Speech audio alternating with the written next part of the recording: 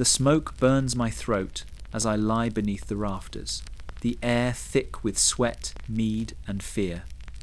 The longhouse trembles with the weight of voices, some in prayer, others in pleasure. Outside, the fjord wind howls against the walls, but inside, flesh and fire speak louder than the gods. Did you know that among my people, desire was not private, nor gentle? It was law, a duty to the clan, and a test of power. I have seen warriors measure their worth not by the battles they survived, but by the bodies they conquered. I have seen wives turn to witnesses, and witnesses turn to silence. In our world, even love bled under the same rules as war. This is Viking life, merciless, unflinching, and absolute. Stay with me, and witness the truth behind love war. The longhouse was never quiet. Even in sleep, it breathed timber groaning, embers sighing, men and women murmuring through dreams that carried the scent of smoke and salt. Privacy did not exist here. The walls heard everything. The floorboards remembered every step. Inside those wooden ribs, life and sin were twins, bound together by necessity.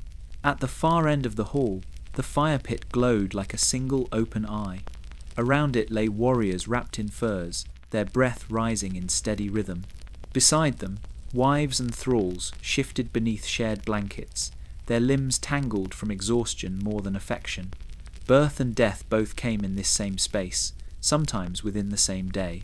A newborn's first cry could blend with the last breath of a dying elder, and the gods, invoked in both moments, were expected to understand the difference. No corner was sacred. A woman wept as she washed blood from a tunic. A man laughed too loudly to hide his fear before a raid. Children crawled between sleeping bodies, their small hands learning silence before speech. The smell was constant wood smoke, sweat, ale, and damp wool, what the fragrance of survival. It was a world without secrets, yet thick with them. The longhouse kept them the way trees keep rings, each season sealed beneath another. The groans of the roof beam carried the whispers of forbidden meetings, the weight of a wife's gaze when her husband's hand found another's knee. When the wind pushed against the walls, it sounded like a warning or a reminder. The men spoke of honor and conquest, but it was the women who remembered. They held the keys to the chests, the stores, and the stories. A wife's silence was worth more than a sword, for she could undo a man with a single word at the wrong time. Some wielded that power like a blade. Others buried it deep, knowing that vengeance had its own season. In the darkest months, when the fjord froze and wolves howled beyond the fences, the longhouse drew tighter. The people huddled close, warmth traded like coin. Outside, the world was death and silence. Inside, it was noise and necessity, the pulse of 100 lives forced to coexist beneath a single roof. It was a crucible, melting away pretense until only endurance remained.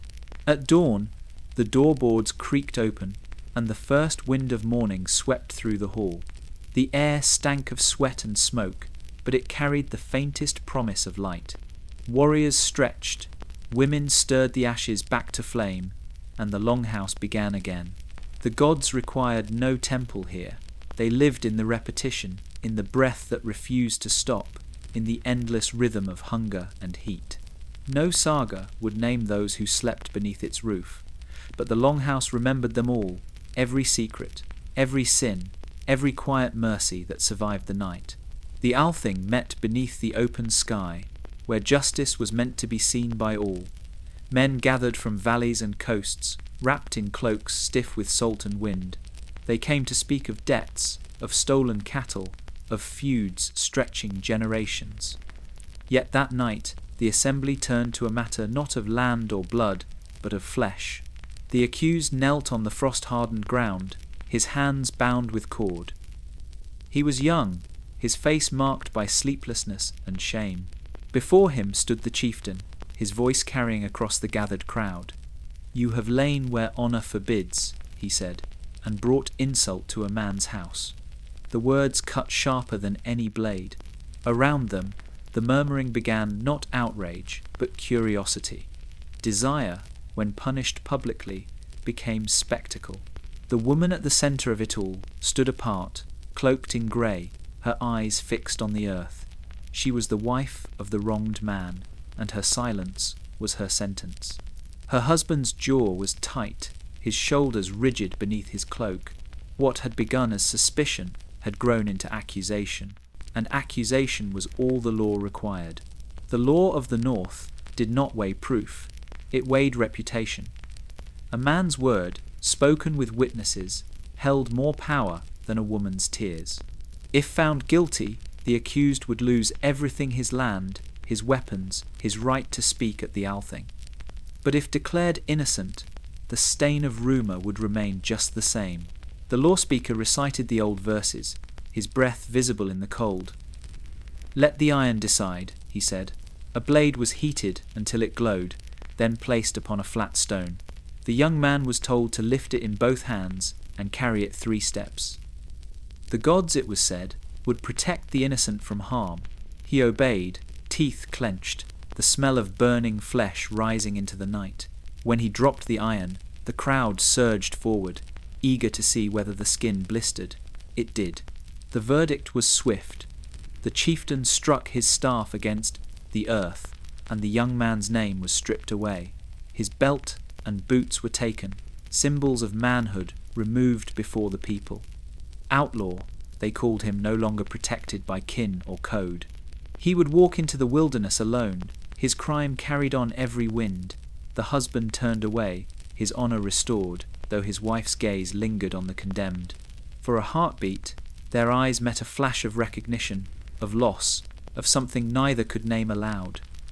When dawn broke, the field was empty. The iron cooled, the cords were burned, and the crowd dispersed to trade and boast as though nothing sacred had been broken. Only the woman remained a moment longer, standing where judgment had fallen. She brushed her fingers against the blackened stone, and for the rest of her life she would remember the warmth of that moment, the night when law and flesh proved they were never truly separate. Honour was not confined to the battlefield. It crept into the bedchamber, wrapped itself in woolen blankets, and slept beside those who feared its judgment most. In the North, a man's courage was measured not only by the foes he felled, but by the sons he sired. Valour in war could be undone by weakness at home, and so, in every longhouse, pride shared the bed as surely as a wife did. The young warrior named Eirik had returned from the eastern raids with silver and scars, but no heir. His wife, Runa, was quiet and pale, her beauty already fading beneath the weight of expectation. For 3 winters, their bed remained cold despite their efforts, and the whispers began first among the women at the well, then in the feasting hall. Each jest cut a little deeper, each silence stretched a little longer. Eirik heard the laughter behind him during meals. "Strong in the arm, weak in the blood," one man said, pretending it was humour. Even the skalds, who owed their tongues to his generosity, began omitting his name from their verses. In a world built on legacy, infertility was the one defeat a sword could not avenge. The shame grew heavier with every passing season. Finally, Eirik sought counsel from the local lawman, who recited an older truth, one that lay beneath even the laws of men. "If a wife remains barren," the man said, "the gods may grant another hand to plant the seed." It was no scandal in the eyes of the North. A household needed heirs. Feelings were luxuries no winter could afford. Runa wept when she heard, but said nothing. 3 nights later, a trusted kinsman entered their home. The candles burned low, and the walls listened in silence. When dawn came, the act was done, and Eirik's honour, at least to the world outside, was preserved. 9 moons later, a son was born. The longhouse feasted. Eirik lifted the child with trembling hands and shouted thanks to the gods. None spoke of what they all knew. The lie became truth the moment. It was shared by all. Runa, seated near the hearth, held her newborn close, her expression unreadable. Years passed.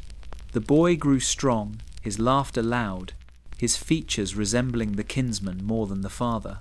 Eirik saw it, as did everyone else, but no one dared name it. He drank harder, prayed longer, and fought as if violence could drown thought.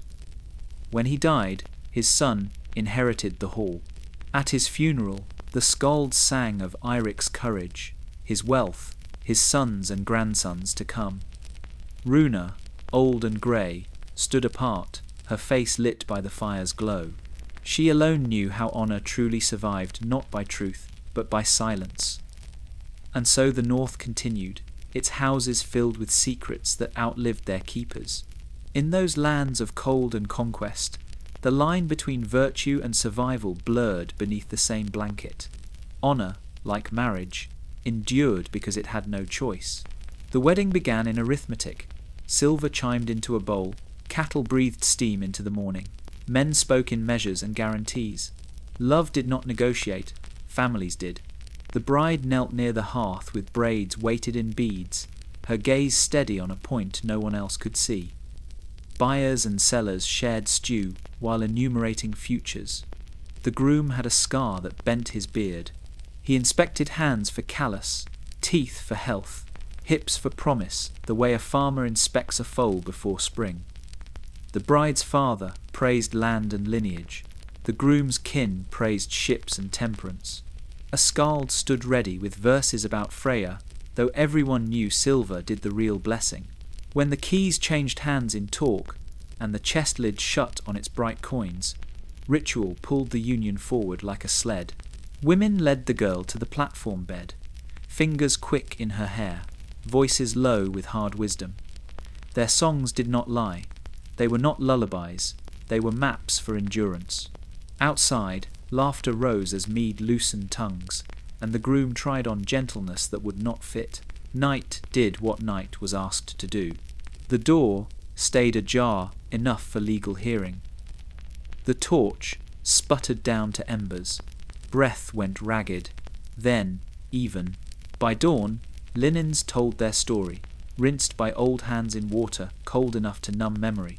Blessings were spoken over bowls. The bride stood with the posture of someone who has gone somewhere and returned alone. Feast resumed. Gifts crossed the hall in orderly trajectories. Wool against iron, honey against ale, promises against fear. The bride's mother tucked a knife under the mattress, iron against whatever the gods ignored. The bride's father counted the last of the bride price, with the careful relief of a man who has winterized his roof. Days hardened into habits. The bride's veil was folded away. The milk pail learned her grip. The keys learned her walk. Somewhere inside the counting, a human being adopted silence as armor. The groom found pride in her quiet and called it peace. Seasons would name the marriage more truthfully than did the feast. If sons came, verses blessed her. If they did not, looks lengthened into counsel. The chest that once glittered became nails, trade, obligations paid. Only the ring on her finger kept a perfect circle, copper's patience outlasting words. And when she stood alone by the fjord at dusk, the tide repeating its single thought, the bargain spoke in the language of waves. Taken, given, taken again. She listened until the foam stopped pretending to be lace and admitted itself as salt. The ships came home heavy with spoils, their hulls slick with salt and victory. The warriors shouted as they leapt onto the icy planks, their laughter echoing against the fjord. The men of the north had returned from the islands across the sea, bringing silver, furs, and trembling captives. Behind them trailed a column of women, their wrists bound in rope, their faces grey with exhaustion. The market began before sunrise. In the cold air, torches flared and traders haggled, their voices rising above the groan of the tide. The captives were lined along the shore, shivering in their torn garments. Some stared at the ground, others at the water, as though hoping the sea might take them back. But the sea, like the men, had no mercy left to give. When the auction started, names were stripped away. The women became prices: 2 ounces of silver for a farmhand, 5 for a beauty, 10 for one who could read Latin or sing. Their hair was pulled, their teeth inspected, their strength tested by the same hands that once swung swords. Buyers lifted their chins and murmured in approval, calculating worth in silence. By midday, the shore was nearly empty. The slaves were divided among households, carried off to longhouses where their new lives would begin. Some went to tend fires, some to grind grain, others to share beds not of their choosing.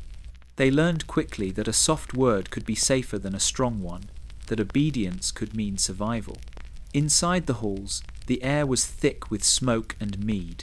The warriors feasted, boasting of raids and spoils, while the newly bought thralls moved quietly through the crowd, pouring ale, fetching meat, cleaning spills. No one met their eyes. To acknowledge their humanity was to remember what conquest cost, and the North preferred not to remember. That winter was long and bitter. Snow piled high against the walls, and the rivers froze solid. The slaves carried water from the well until their hands split, mended torn clothing until confunus. Their eyes blurred. Some grew strong in silence, others broke. The weak were replaced with the next voyage. But memory, even in chains, does not die easily. The captives whispered songs in foreign tongues, when the hall slept lullabies of warmer lands, of families lost to fire and sword. Some taught the children of their masters to speak their native words, hiding fragments of the world they'd been torn from in innocent mouths. When spring returned and the ships set sail once more, the longhouses kept their silence.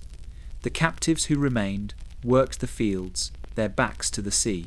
The men who had bought them told themselves they were owners of flesh, not thieves of freedom.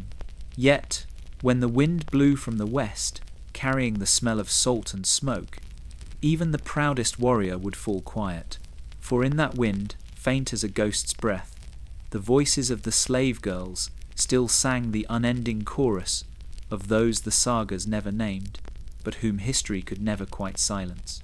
Marriage in the North was not secured by a priest's blessing or signed parchment, but by endurance 3 nights shared under one roof, one bed, and one gaze of the gods. The law called it Brúðkaupsnætur, the bridal nights. To pass them was to make a marriage real. To fail them was to make it void. The first night was always the hardest. The longhouse buzzed with drunken laughter as the guests lingered outside the chamber, pretending to sing but listening for proof. Inside, the air smelled of pine resin and fear. The husband, proud from feasting, expected obedience. The wife, trembling beneath her wreath, understood that refusal had no place in this law. The gods, silent witnesses in the rafters, waited for the act that would turn strangers into kin. At dawn, the door opened to laughter and knowing glances. Servants washed the linens in cold water, the stains displayed like victory banners. The husband drank to his triumph. The wife smiled through her silence. Her endurance was her dowry's final payment. The second night came with less ceremony, though its weight was heavier. What the law demanded now was repetition, not affection, not tenderness, but confirmation. The wife obeyed because the law made her body an oath, and oaths, once broken, brought ruin. The longhouse pretended not to hear her weeping. By the third night, something in her heart had turned to frost. The laughter from the hall sounded distant, hollow, like the clatter of coins. The husband, drunk and flushed, whispered her name as if invoking a spell. When it was over, she turned her face toward the smoke hole above her and counted the stars she could not see. In the morning, she rose first. She washed her hair, bound it in a married woman's knot, and stepped into the hall where her new kin awaited. The law was satisfied. She was now his wife in the eyes of men and gods alike. The firelight caught the iron keys hanging from her belt, symbols of authority within the household, though not of freedom. Her name would not change, but her fate already had. The 3 nights were spoken of only once in a woman's life, and never in full. To mention them was to summon ghosts, the moment when youth ended and duty began. Some brides whispered prayers to Freya, others to the Virgin Mary in later years, hoping that one goddess or another would make them forget, but none ever truly did. The law of the three nights was a memory carved into the bones of every marriage that followed. It was the line between maiden and wife, between silence and survival. When years later she lay beside her husband in old age, she would still wake sometimes in the dark, hearing the creak of that same bed, feeling the same weight, and though her lips would not move, her mind would whisper to the gods who never spoke back. 3 nights were enough. In the Viking North, words were dangerous things. They could crown a man in glory or strip him bare before his kin. A boast could win him gold, a verse could make him immortal, and a single whispered rumour could destroy everything he had built. The sagas spoke of swords, but it was the tongue that spilled the most blood. The poets, the skalds, lived closest to that danger. They were prized for their wit, feared for their insight, and tolerated only so long as their verses pleased those in power. Their words could honour or humiliate, and once spoken, they could not be unsaid. It was through verse that truth travelled, and truth, in the north, was rarely welcome. One such skald was Holstein, known for a sharp mind and a reckless mouth. He had been favoured by the chieftain for his songs of conquest and bravery. But as the winters dragged on, and the feasts grew darker, Holstein's verses turned from praise to jest. He began to speak of things, better left, unsung, the desires that flickered beneath fur cloaks, the betrayals whispered in torchlight, the restless shame that lived behind the eyes of men. One night, after too much mead, he recited a poem about the chieftain's wife. He named no names, but everyone in the hall understood. Laughter rippled through the crowd, the kind that wavered between amusement and fear. The chieftain's hand tightened around his drinking horn. When the skald finished, silence filled the room like a blade drawn in the dark. At dawn, they found Holstein bound and gagged beside the river. His punishment was not death, but silence. The blacksmith heated a needle until it glowed red, and before the watching crowd, the chieftain ordered the poet's tongue pierced through. The needle hissed as it passed, sealing his fate. The smell of burning flesh mingled with pine smoke. No one spoke. Afterward, Holstein was left alive, though his voice would never return. He lived out his days in the corner of a longhouse, carving runes into wood silent verses that no one dared to read. The chieftain forbade anyone to speak his name, but his shame became legend. Every new skald who lifted a cup to sing remembered him. The woman at the centre of his song withdrew from the hall entirely, her honour intact but her laughter gone. She lit a candle for the poet every year, though she never said why. Some said she pitied him, others said she loved him once, before his verses turned her into a ghost. In the north, silence was the cruelest punishment because it outlived pain. Holstein's voice was gone, but his story spread through whispers, unclaimed and unstoppable. Men learned to weigh their words like gold, and women learned to fear being named. For in the Viking world, the law could cut deep, but the tongue could wound deeper, and when both failed, silence did the rest. In the north, life began not with a cry, but with a ritual. A child's birth was not merely a mother's trial, it was a clan's reckoning. Every new life meant the gods had chosen to let the line continue, and every stillborn meant they had turned their faces away. But even a living infant did not yet belong to the world. It had to be claimed. The midwife arrived before dawn, her hands smelling of smoke and herbs. She had seen enough births to know that death often came first. The woman on the bed laboured in silence, her hair plastered to her forehead, her breath ragged. Beside her, a bowl of clean water waited beside the fire, its surface trembling with each cry. When the child came, slick and small, the midwife cut the cord with a flint knife and held it to the hearth. "Salt," she said, and the father handed her a pinch. She rubbed it on the baby's lips, the old rite, meant to purify breath and bind the soul to flesh. Then came the moment of truth. The father was called forward. In his hands lay the power of the gods themselves. If he lifted the newborn barn lift, the ancient gesture, the child would live as one of the clan, fed, clothed, and named. If he refused, The infant was left to the forest or the sea. Most men lifted without hesitation. The world was harsh, but even warriors had tenderness for their own blood. Yet there were moments when the silence stretched too long, when a father's gaze lingered on a face that bore another man's features. The air thickened. The women in the room would not look up. At last, the man would either reach out and raise the child, or turn away, sealing its fate without a word. Those who lived carried the mark of that moment forever. They were not just children, but oaths made flesh, witnesses to promises that could not be broken. The clan's bloodline flowed through them like law, and so it was that kinship became both bond and burden. Every father's sin, every mother's secret, every ancestor's pride, all of it was passed down in the breath of a newborn. When the first snow fell that year, the woman who had laboured through the night stood outside her home, her infant wrapped in wool.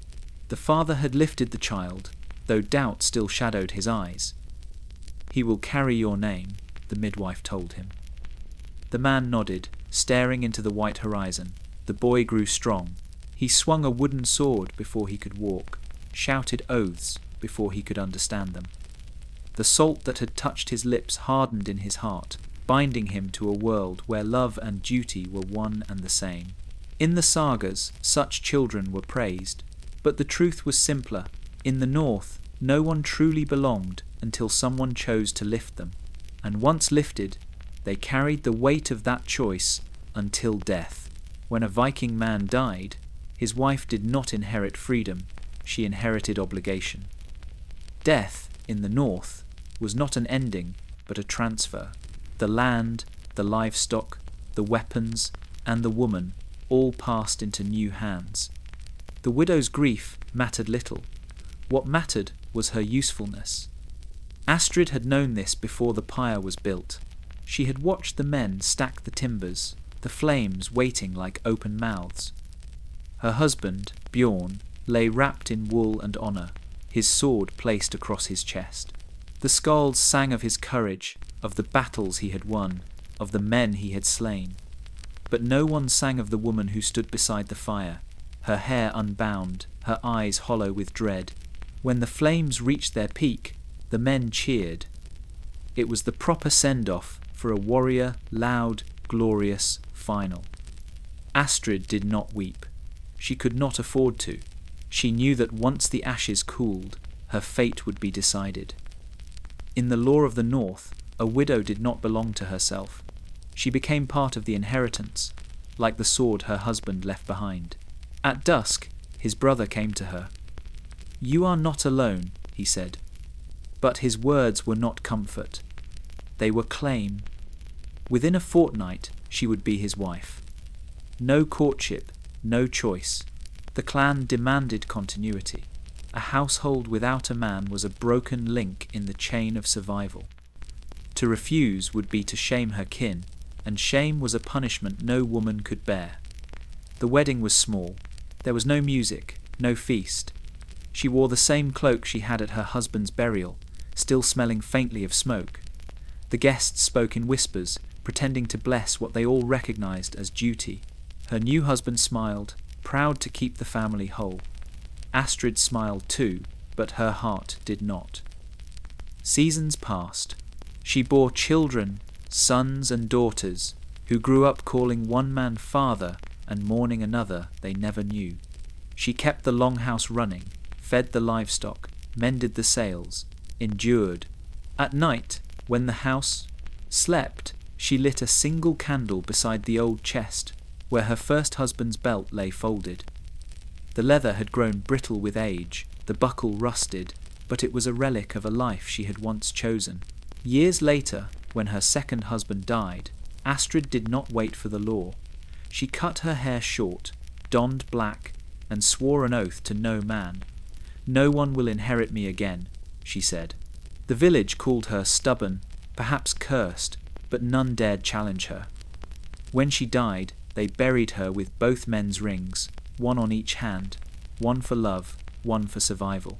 Her grave overlooked the fjord, where the smoke of her first husband's pyre had once risen. The wind there still carried the scent of ash. and if one listened closely, it whispered her name not as widow, not as wife, but as the woman who defied the law by simply outliving it. Before the cross came north, before Latin hymns replaced the chants of the old tongue, there were women who served gods no church would name. They were the keepers of fertility, of seed and soil and flesh. Their temples were not made of stone but of earth and timber, rising from the forest like living things. And among them, in the sacred groves of Uppsala, the priestesses danced for the survival of all. The air inside the temple was thick with the scent of smoke and honey. Offerings filled the altars, bowls of grain, carved amulets, the blood of freshly slaughtered goats. The walls glowed with gold leaf, depicting Freya and Freya, the twin gods of life and pleasure. It was said that when the harvest failed, or the women's wombs remained empty, the people came to these priestesses to beg the favour of the gods. Inga was one of them. Her hair was bound with copper wire, her eyes dark as peat water. When she lifted her hands during the spring rites, the crowd below fell silent. She prayed not with words, but with movement, her bare feet tracing patterns in the dirt, her body swaying in rhythm with the beating of drums. Around her, women scattered flower petals, and men bowed their heads, hoping to catch a blessing from her shadow. The priestesses' rituals were older than memory. They knew which roots could heal and which berries could stir desire. They blessed the fields by spilling milk upon the furrows, whispering to the soil as if it could hear. Each season, they carried out the same rites, singing, burning, sowing, birthing, the endless cycle that bound humankind to the land. But the old gods were dying. The missionaries came with their crosses and their threats, calling the priestesses harlots of demons. They saw the fertility rites not as prayers for survival, but as sin. The wooden idols were torn down, the sacred fires extinguished. The priestesses were dragged into the villages, their copper ornaments ripped from their hair. Inga stood before the crowd with blood on her lips and refused to kneel. "We feed the world," she said.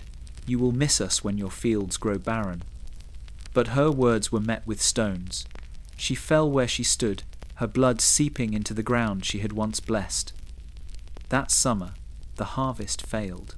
The rivers dried, the cattle starved, and the people prayed harder to their new god, but the earth did not listen. Still, when winter came, someone left a bowl of milk at the edge of the frozen field. No one claimed it, but every farmer knew who it was for. Centuries passed, and the temple crumbled into moss and memory. Yet each spring, when the first shoots pushed through the thawing ground, the old whispers stirred again of Inga and the priestesses, and the gods who once answered through the rhythm of their dancing feet. They were the shadows of the longhouse, the ones without names, whose faces blurred into smoke and labour. The sagas called them Thralar thralls, the enslaved. To the Vikings, they were as necessary as wood and fire, and just as easily replaced. The walls of every hall whispered with their footsteps, their silence a language older than law. No feast began without them. They stoked the fires that roasted meat for men who never spoke their names. They poured ale into cups they could never drink from. At dawn, they carried water from the well. At dusk, they emptied the chamber pots into the river. And through it all, they learned the art of invisibility, how to move unseen, how to breathe quietly, how to endure. One woman, called Edda by those who remembered to call her anything at all, had come from across the sea. Her hair was the colour of straw, her skin fairer than those around her, a mark of her foreign birth. She had once been a daughter of some chieftain in the west, but conquest had reduced her to a tool. She spoke little of her past. The few words of her native tongue she still remembered she saved for the nights when she was alone by the dying fire. Edda worked well. She was beaten rarely, which counted as fortune in her station. The master's wife, Astrid, gave her scraps from the table, and, sometimes, a kind word. But pity in the north was a dangerous thing. It blurred the line between property and person. One winter evening, when the wind howled through the cracks in the roof and the hall grew cold, Astrid's husband reached for Edda instead of his wife. From that night, Edda was forbidden to eat with the others. She slept near the door, on a bed of straw, her wrists wrapped in rope when the men drank too much. Still, she sang softly when she worked songs from the home she barely remembered. Even the wife, listening in secret, did not have the heart to silence her. Children came and went in that longhouse, some born of wives, some of thralls. The law was clear. The blood of a slave carried no inheritance, no claim. A child born of Edda's body belonged to the master, not the mother. When her infant was taken from her, she did not scream. She pressed her lips together until they bled and went back to work. Years later, when her hair had turned grey, she vanished. Some said she fled into the forest, others that she was buried quietly under the byre, forgotten like all the rest. But the hall was never quite the same. The fire seemed to burn lower, the air felt colder, and sometimes, when the household slept, a faint melody drifted through the rafters, a woman's voice humming in a language no one knew. Those who heard it said it sounded like the wind through a distant grave, carrying the memory of the unseen. In the north, love was not won with flowers or sweet words. It was earned in battle, bargained in song, and sealed in the sight of gods who valued strength above sentiment. Courtship among the Vikings was not gentle. It was a contest of wit, of courage, of pride. The young warrior Arvid had returned from the eastern rivers, his arms heavy with silver and scars. His fame grew with every retelling of his raids, and soon the people began to whisper his name beside that of Sigrun, a woman known as much for her beauty as her defiance. She was the daughter of a landowner, promised to another man a merchant with more silver than bravery. But Arvid's pride was greater than his fear of her father's wrath, and so he began his pursuit the only way a man of his kind knew how, with verse. He carved his first poem into a birch tree outside her home. It spoke of storm and fire, of a woman whose eyes could quiet thunder. Sigrun found it at dawn, read it in silence, and said nothing. The next night, a second verse appeared, this one sharper, bold enough to name her. By the third, her father had heard of it, and rage kindled like dry grass. The merchant suitor demanded retribution. To him, words were as binding as oaths, and a verse that named another man's betrothed was an insult too grave to ignore. Arvid was summoned before the Althing, where the elders listened, amused, as he recited his offending poem. When he finished, he looked toward Sigrun. "If the gods frown upon my words," he said, "then let them strike me where I stand." Thunder rolled across the sky, but no lightning came. The crowd laughed, and the elders called it fate. Still, the insult demanded payment. Arvid was fined silver, a fortune for most men. He paid it without hesitation, placing the coins at her father's feet. Then, with nothing left but his pride, he turned to leave. But Sigrun followed. She caught him at the edge of the field, her voice low but steady. "You have sung my name into shame," she said, "so you will either win me or ruin us both." The choice was made before either spoke again. Their escape was swift and silent, their tracks covered by the rain. By morning, both were gone, the birch tree, now marked by only one more carving, 2 runes intertwined. Years later, skalds sang of them in half-truths. Some said they died crossing the mountains, others that they lived quietly in the east, raising children who inherited their courage. But what endured was not their flight, nor their defiance, it was the verses Arvid had left behind. For in those lines, the North found its truest mirror, love as war, desire as rebellion, and poetry as both sword and wound. In the Viking world, a man ruled the sea, but a woman ruled the home, and her weapon was not the sword, but the key. Every wife wore them on her belt, heavy iron rings that clinked as she walked, each key opening a chest, a storeroom, or a lockbox of family wealth. To lose them was to lose her power. To wear them was to command her world. Gudrun had received her keys on her wedding day. Her husband, Olaf, placed them in her hand before the witnesses and said, "Guard what is mine." The words were meant as tradition, but she heard them differently. Guard what is ours. From that day forward, the sound of her keys became part of the rhythm of the longhouse, as familiar as the crackle of the fire or the creak of the roof in the wind. She was keeper of everything that made the household live. The keys gave her dominion over the food stores, the mead barrels, the chests of linen, and the silver locked away in the rafters. She rationed, traded, bartered, and kept the accounts by memory. When her husband sailed for raiding seasons that stretched across months, it was Gudrun who kept his world intact. But keys did more than open doors, they closed them. When arguments arose, she could deny access to ale or meat. When thralls disobeyed, she locked the grain store until they learned obedience. Power was a subtle thing in the north.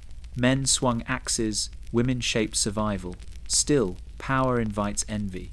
One winter, when the fjord froze solid and food ran thin, Olaf's younger brother accused Gudrun of greed. She hides the best for herself, he said, and lets us starve. The men in the hall murmured agreement, their bellies empty, their pride colder still. Olaf, too weary from the voyage to think clearly, demanded proof. Gudrun said nothing. She rose, her keys ringing softly, and unlocked every chest in the hall. Grain spilled onto the floor, dried fish tumbled from sacks, silver coins glinted in the torchlight. "Count it," she said. "Take it, if you must. But when the spring comes, and nothing is left, remember whose hands kept you alive." Shame burned brighter than the hearth. The brother turned away. Olaf bowed his head. When the storm passed, the men rebuilt her locks, each key now polished and strong. The hall would speak of that night for years, the night a woman defended her honor without lifting a weapon. When Gudrun died, her eldest daughter inherited the keys. They were blackened from use, their iron worn smooth by years of command. At her burial, they were placed upon her chest, just above her heart. And when the earth closed over her, the people said that the sound of her keys, faint, steady, and eternal, could still be heard beneath the soil. For in the north, where men conquered with steel, it was often women who held the world together with iron. In the north, love was dangerous, but betrayal was fatal. There was no greater dishonor than to be called unfaithful for men or for women. Fidelity was not merely virtue, it was law. And when that law was broken, it was not the gods who delivered punishment, it was the sea, the fire, or the husband's hand. The tale of Solveig and Ketil was one every household knew, though few dared to repeat it aloud. Solveig was the wife of a fisherman, quiet and fair, known for her songs that carried across the fjord like mist. Her husband Ketil was proud, his strength matched only by his temper. He loved his wife as men of the north did, fiercely, possessively, and without gentleness. When Ketil sailed east for a season of trade, he left Solveig in the care of his younger brother, Leif. The two had grown together since childhood, and trust between them was as old as the tide. But months of silence, loneliness, and the slow ache of isolation wore away caution. Leif began to linger too long at the door, to bring her more wood than she asked for, to listen when she sang. In the long dark of winter, warmth becomes its own kind of sin. No one knew who saw them first, perhaps a thrall, perhaps a neighbour, but whispers reached Ketil before the snow had melted. When he returned, the sea spray still frozen in his beard, he said nothing. He walked into the longhouse, looked at his wife, then at his brother, and nodded once. That evening, he invited the village to a feast, the hall filled with laughter and firelight. Solveig poured the mead, her hands trembling. Ketil stood at the centre, raising his cup high. "To honesty," he said, "to those who share what is not theirs." The laughter faltered. His gaze turned to Leif. "Tell me, brother, how did my hearth keep you warm?" The hall went still. Leif opened his mouth, but words failed him. Ketil's hand was already on his axe. It struck before anyone moved. Blood splashed across the fire, hissing into the flames. Leif fell where he stood, his silence sealing the truth. Solveig did not scream. She walked to the fjord as dawn broke, her feet bare on the frost. Ketil followed at a distance, the axe still red. She turned once to him, her voice low but steady. "You have avenged yourself," she said, "but not your soul." Then she stepped into the water. Her body was never found. The tide carried her out to the grey horizon, where the gods keep their secrets. Ketil lived many more years, but his hair turned white within a season, and no song was ever heard from his hall again. The villagers said her spirit haunted the shore, a voice in the wind, warning women of the cost of love and men of the curse that comes from vengeance. For in the north, betrayal and retribution were twins, and both left the same cold silence behind. In the north, words were a kind of magic, and no magic was more feared than a poet's tongue. The skalds were more than entertainers. They were craftsmen of reputation, shaping how men lived and how they would be remembered. To be praised in verse was immortality. To be mocked was ruin, and when a skald chose to speak of love forbidden, the punishment was as certain as winter. Torvald the skald was known across 3 fjords for his songs. He had sung for kings, blessed ships before their voyages, and made the halls of warriors thunder with laughter. Yet he was restless, a man cursed with too much imagination and too little fear. In the Jarl's longhouse, he found inspiration in what was most dangerous, the queen. Her name was Runa, and she moved through the hall like a ghost of summer, pale, distant, untouchable. Torvald watched her as he sang, his verses straying from glory to longing, his praise sharper than it should have been. The Jarl, old and half-deaf, smiled through the performances, never hearing the hunger behind the words. But the queen heard. For months, the songs grew bolder. A glance across the feast table became a stanza. A faint smile became a metaphor. The court laughed, pretending not to understand, but the tension beneath the laughter grew. Torvald's companions warned him, but he brushed them aside. "The gods favour courage," he said, "and the tongue is the only sword I wield." Then came the midsummer feast. The hall was filled with smoke and mead, the air thick with anticipation. When Torvald rose to perform, he began a new poem, one that silenced even the drunks. He sang of a woman whose touch could still storms, whose eyes held both ruin and redemption. He did not say her name, but everyone knew. The Jarl's cup stopped halfway to his lips. The hall froze. When the poem ended, there was no applause, only the crack of the fire. The Jarl stood slowly, his face pale with fury. "You have made my honour your rhyme," he said. "Now let us see if you can sing without a tongue." The punishment was swift. At dawn, they dragged Torvald to the edge of the fjord. The wind howled as the executioner heated a blade in the fire. The poet did not beg. He looked toward the hall one last time, where the queen stood at a window, her hand over her mouth. Then he smiled, not in defiance, but in victory. "My verses will outlive you all," he whispered. They cut out his tongue and left him to bleed into the snow. Yet the story did not end there. His poems spread through the valleys, carried by apprentices and wanderers who had memorized every word. No law could silence what had already been sung. In later years, when the Jarl and his queen were both long dead, travellers still recited Torvald's verses in secret, and when they did, they lowered their voices, for fear that somewhere in the cold wind the poet's laughter still lingered, mocking kings, defying gods, and proving that desire, once spoken, could never truly be silenced. Where the river Liffey met the sea, the air smelled of brine and iron.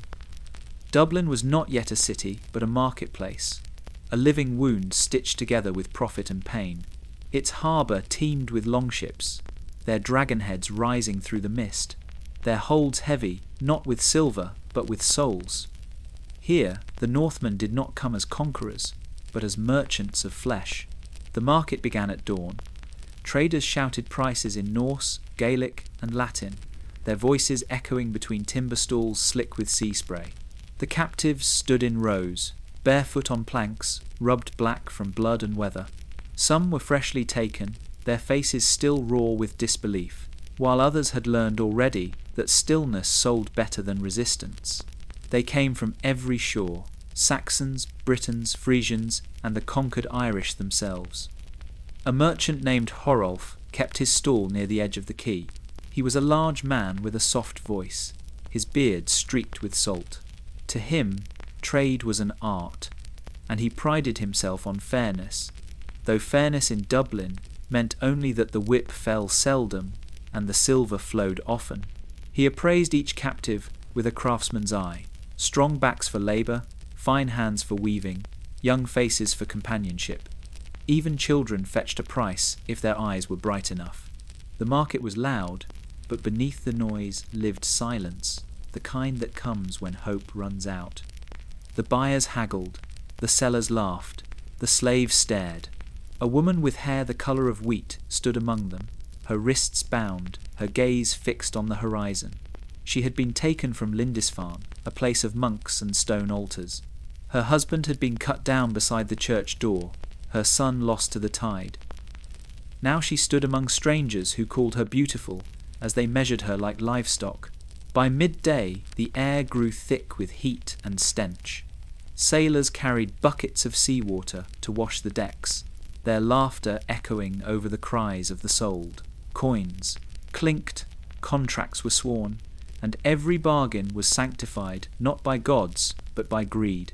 The longships filled again, this time not with raiders, but with the raided, and by sunset the harbour was empty, save for the gulls circling above.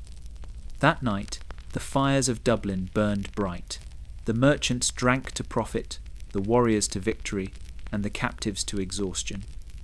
Hrolf counted his earnings beneath the sound of waves, and thought himself a good man for letting two families stay together. The woman from Lindisfarne slept in the ship's hold, her wrists raw from rope. When she closed her eyes, she dreamed of bells ringing across the sea, not in prayer, but in warning. Years later, Dublin would grow rich on trade, its stones built from the silver of 1,000 broken homes. The North called it progress, the monks called it damnation. Yet the sea kept both secrets, swallowing every scream until only the tide remained whispering endlessly of the price of conquest. In the Viking world, blood was proof. It decided inheritance, loyalty, and the gods' favour. When the lines of kinship blurred, when a child's father was questioned or a claim to land disputed, no priest or parchment could decide the matter. The people turned instead to an older judgment, the ritual of blood. It was not a ceremony of grace, but of fear. The accused would stand before the hearth while witnesses gathered, their breath misting in the cold. The law speaker, draped in fur, recited the ancient verses, each one older than the longhouse itself. Then the iron was brought forth a blade, blessed in both smoke and fire. The one accused would press the flat of it to his tongue, and swear that his blood was true. If I lie, he would say, let the gods know me by my wound. On that morning, the hall of Jarl Einar was full. A young woman named Brynhild stood at its centre, her hair loose around her shoulders, her hands trembling at her sides. She had given birth to a son 2 winters past, a strong boy, but one whose hair was darker than his supposed father's, whose eyes carried a trace of another clan. The whispers had reached the Jarl, and now all of Einar's kin demanded truth. The child's father, or the man who claimed to be, stood at her side, his face hard as flint. He had already spoken his oath, cutting his palm and letting the blood fall into the fire. The flame hissed, but did not change a sign of neither guilt nor innocence. The people waited for Brynhild to do the same. She hesitated. Her voice, when it came, was barely more than breath. The gods see my heart, she said, but the law required more than faith. A servant brought forward the iron, red hot from the hearth. Brynhild took it in both hands. The hiss was terrible. The smell filled the room. Still, she did not cry out. 3 days later, they came to see her wounds. The burns were deep, but no rot had set in. The women of the household whispered that the gods had spared her proof of truth. The men were not so sure.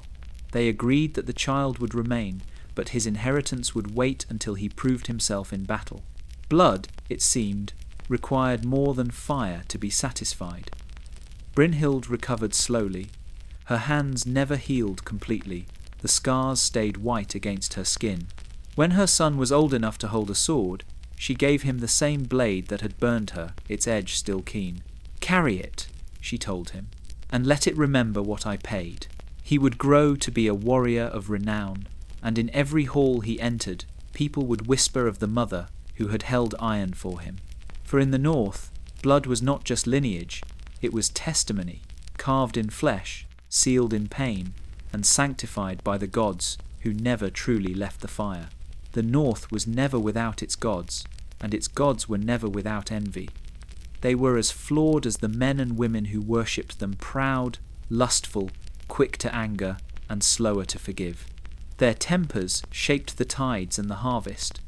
Their desires twisted the fates of kings. To live in their world was to understand that divine jealousy was not a story, it was weather, storming above and within. In the old sagas, Freya wept tears of gold for her lost lover Other, her sorrow turning the rivers bright. But men said her tears were not just grief, they were penance, shed for every mortal she had blessed too generously. She was the goddess of love and fertility, yes, but also of longing, a power that even Odin himself feared. For when mortals loved with too much hunger, the gods saw reflections of themselves, and jealousy bloomed like frost. So it was told in the village of Fjalheim that when the chieftain's wife, Asa, fell in love with a young skald, the gods took notice. The woman was beautiful, her hair red as autumn leaves. The skald, bold and foolish, sang verses that could make the hardest heart soften. For a season, they believed themselves unseen, their secret meetings held under moonlight, their whispers drowned by the sea. But Freya was listening. Desire was her realm, and none could hide within it. When she saw her mortal mirror, a woman daring to love beyond law, her heart swelled with pride, then rage. No goddess, she thought, should share her power with a human. The first warning came with the withering of the crops. The second, with the birth of stillborn calves. The third, with the storm that tore through the valley, snapping trees like bones. The villagers whispered that someone had angered the gods, and suspicion fell swiftly upon Asa. Her husband demanded confession, but Asa only said, "The gods envy what they no longer feel." That night, the skald was found dead, his body washed up on the rocks below the cliffs, his lyre shattered beside him. The storm ended with his burial, and the fields grew green again, but Asa's hair turned white before the next harvest, and she never sang again. In the temples of Freya, the priestesses told this tale as warning and worship both. They said the goddess punished Asa not out of cruelty, but out of fear that mortals might learn love's full strength, unbound by divinity. Every spring, women left offerings of amber and honey on the cliff where the skald had fallen. Men did not speak of it, but they, too, looked out to sea and wondered whether the gods loved them or merely envied them. For in the north, jealousy was not sin. It was sacrifice, the price of passion, demanded by gods who could not bear to see mortals love more fiercely than they ever could. In the courts of the north, a queen's virtue was not her own. Her body was a fortress of her husband's honour, her womb the vault of dynasties. She could command armies and hold counsel with kings, but her purity was guarded more fiercely than any treasure. In her chastity lay the legitimacy of nations. Queen Ingrid of Denmark understood this from the day she was crowned. She was young then, her beauty, the kind that made men avert their eyes not from respect, but from danger. Her husband, King Harold, was 20 years her elder wise in rule, weary in heart. He loved her in the way kings love, possessively, publicly, and only when seen. Every morning, the queen awoke to ritual. 2 handmaidens dressed her in linen and fur, while a third inspected her sheets for stains.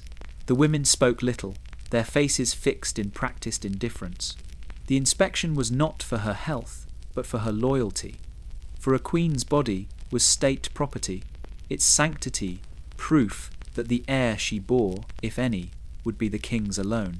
Ingrid endured it with composure. She smiled at banquets, spoke softly in council, and carried herself like a swan among wolves.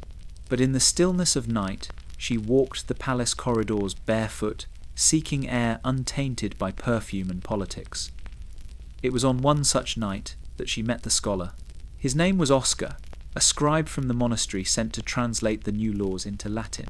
He was quiet, his hands ink-stained, his eyes kind.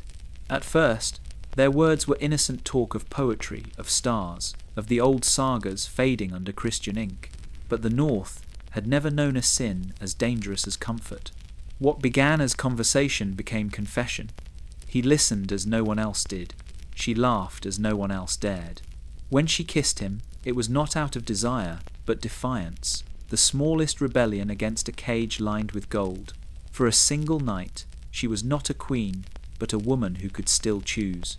The next morning, the castle changed. Servants whispered, courtiers lingered, and the king's eyes grew sharp. Someone had seen, someone always did. Oscar was arrested before dusk. The charge was blasphemy, the sentence death. The queen was summoned before the council, her veil torn from her head as proof of humiliation. They questioned her until her voice broke, but she confessed nothing. To confess was to damn herself and her unborn child. When the execution bell rang, she stood by her window and did not look away. The crowd roared as the blade fell. That night, she bathed her face in cold water and swore never to weep again. The following spring, a prince was born. His hair was dark like Oscar's, but the king, blind with pride, named him heir. The court rejoiced, the priests blessed, and Queen Ingrid smiled once more. History would remember her as the chaste, a title she wore like armour, forged from silence and sin. For in the North, a queen's purity was not truth. It was survival written in blood and secrecy. The Althing, the great gathering of laws and men, was meant to embody justice, but in truth it was theatre. Beneath the open sky, under the watchful eyes of gods and kin, men judged other men and called it fairness. They argued over borders, murders, and marriages, but the most terrible verdicts were reserved for shame for those whose desires or actions defied the customs that kept order intact. The case of Haldor the Weaver was one such story, whispered long after the fire pits of that assembly had gone cold. Haldor was not a warrior nor a chieftain, but a craftsman, a quiet man who spun fine cloth and sang softly while he worked. His hands, people said, were gentler than a woman's, his words more careful than a priest's. He was liked well enough until the wrong song reached the wrong ears. It began with laughter. At a feast, too much mead loosened tongues, and a young farmhand mocked him, saying, Haldor must be half woman for how delicately he wove and how little he fought. Haldor, drunk but proud, replied, A man who builds beauty leaves more behind than one who breaks bones. The hall roared with amusement until someone added, A man who talks like that may not be a man at all. What might have been a jest turned into accusation. By morning, the whispers spread. Haldor had laid with another man. There was no proof, but proof mattered less than preservation. Honour was currency, and rumour spent it faster than silver. When spring came, he was summoned to the Althing. The trial was held at Thingvellir, where the rocks echoed every word. Haldor stood bareheaded before the assembly. The law speaker recited the charge, unmanly conduct, the worst sin a free man could bear. It was said to offend not only the living, but the gods themselves. Haldor did not deny it. If the gods made me as I am, he said, then they must have had their reasons. Who are men to call it wrong? His words were quiet, but they struck like a throne, stone. The crowd hissed, the elders frowned, the verdict came swiftly. Haldor was to be stripped of his belt, the mark of manhood, and cast out as an outlaw. They tied his wrists, tore the leather from his waist, and threw him naked into the snow. The cold bit at his skin, but his gaze did not waver.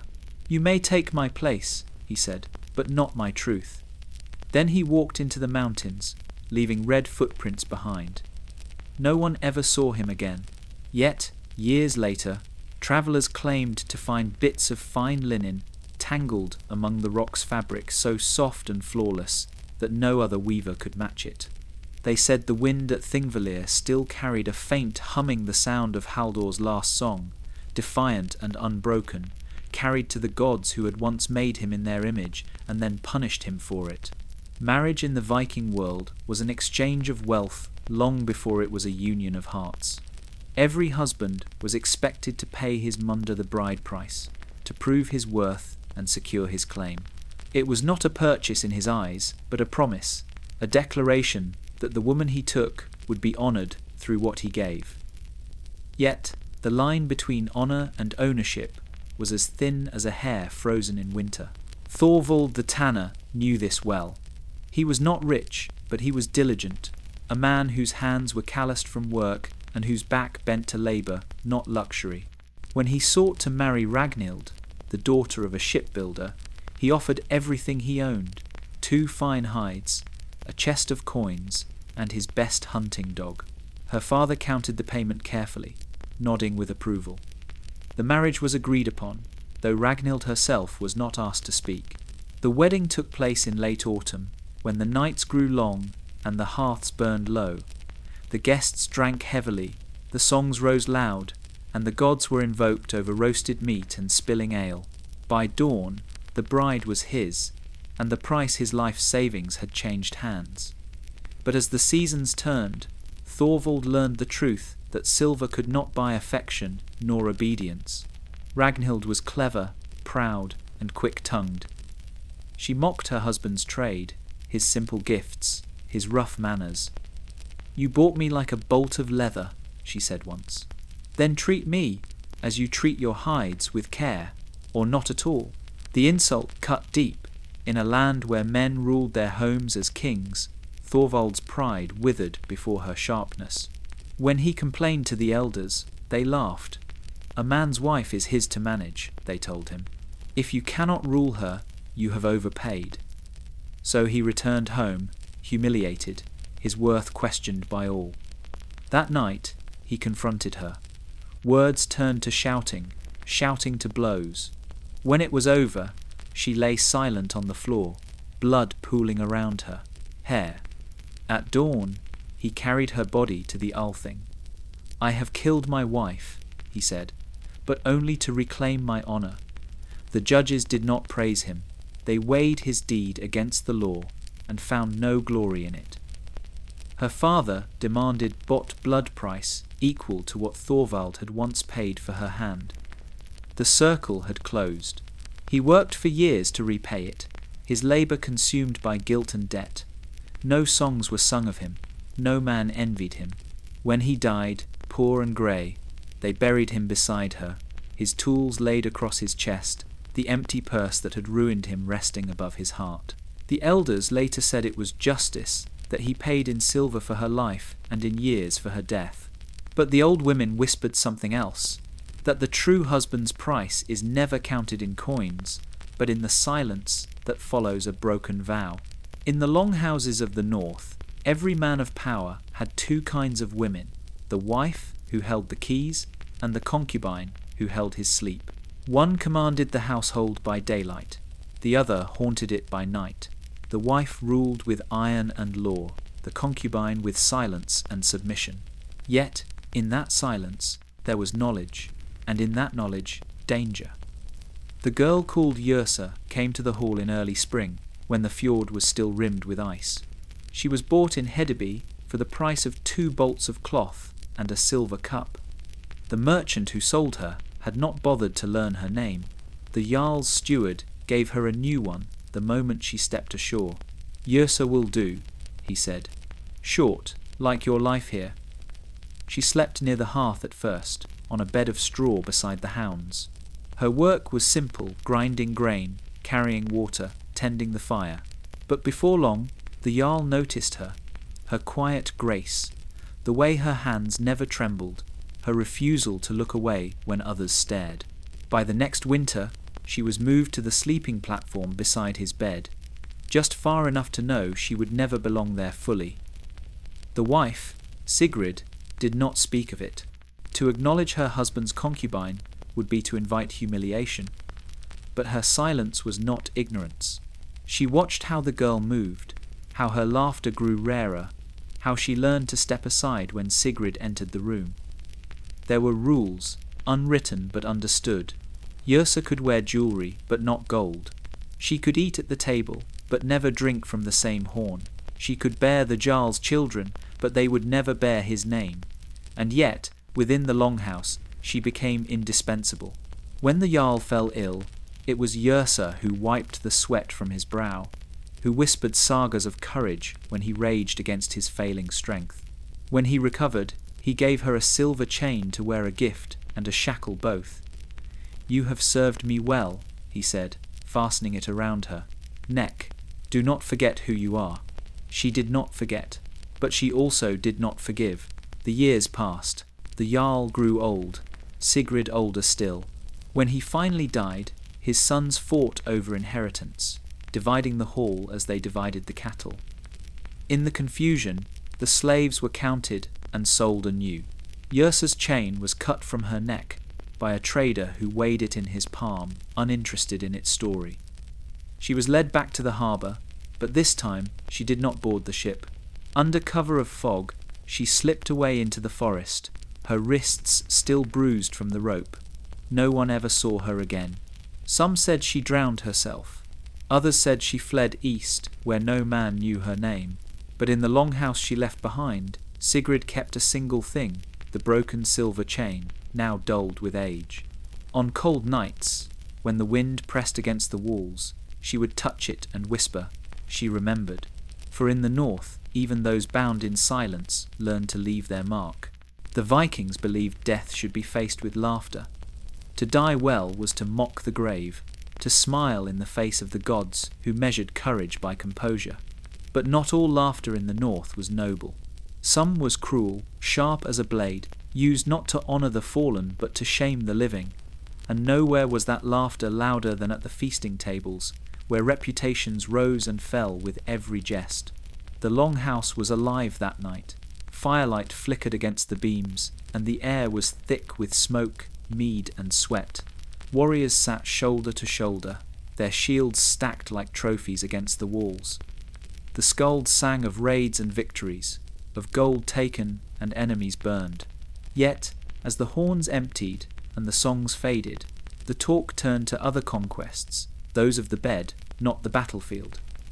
Men spoke freely, each tale taller than the last. They boasted of women won, of knights that proved their strength, of lovers whose names blurred into legend. Laughter rolled through the hall like thunder. But then, as it always did, the laughter found a target. At the far end of the table sat Bjorn the Steady, a man whose deeds in war were unquestioned, but whose private failures had become rumour. It was said his wife had left his bed untouched for 3 winters. One of the younger men, emboldened by drink, called out across the table, "Tell us, Bjorn, do you still draw your sword, or has it rusted like your courage?" The hall erupted. Cups slammed, men doubled over in laughter, and the mockery spread like fire. Bjorn's face did not change. He drank slowly, his eyes fixed on the fire. When the noise quieted, he stood. The laughter stilled. He walked to the jester who had spoken, drew his knife, and laid it flat on the table between them. "There are 2 ways to test a man's strength," he said. "One in the field, one in the hall. Which shall it be for you?" The hall went silent. The young man, pale now, looked to the others for rescue. None spoke. To retract his words would be to lose his own honour. To accept was to risk his life. At last he bowed his head. "I spoke in jest," he said. Bjorn smiled. "Then laugh with me." He lifted his cup, drank, and left the hall. The next morning they found the young man dead outside, his throat cut cleanly, a smile carved into his face. The laughter from the night before still seemed to echo between the walls, hollow and thin.